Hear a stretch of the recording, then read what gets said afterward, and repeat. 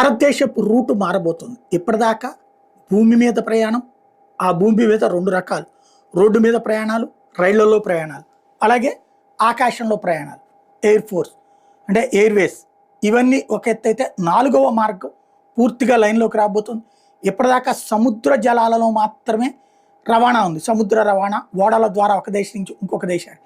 అలా కాకుండా inland water services, భారతదేశంలో ఒక ప్రాంతం నుంచి ఇంకొక ప్రాంతానికి కాలవల ద్వారా, నదుల ద్వారా ప్రయాణం. దీని వలన ట్రాన్స్పోర్టేషన్ కాస్ట్ తగ్గుతుంది. అట్లాగే ఎక్కువ ట్రాన్స్పోర్టేషన్ జరుగుతుంది. దానికి తోడు ట్రాఫిక్ ప్రెషర్ తగ్గుతుంది రోడ్ల మీదన, రైళ్ల మీదన. వాస్తవంగా ఫర్ ఎగ్జాంపుల్ విజయవాడ నుంచి తెనాలి దాకా కూడా కాలువలు ఉంటాయి. ఆ కాలువలలో కనుక ఈ బల్లకట్టు లాంటి వేసుకుని వెళ్ళిపోతే అద్భుతంగా సాగిపోతుంది. స్టీమర్ లాంటి వేసుకుని వెళ్ళిపోతే అప్పుడు ఈ బస్సు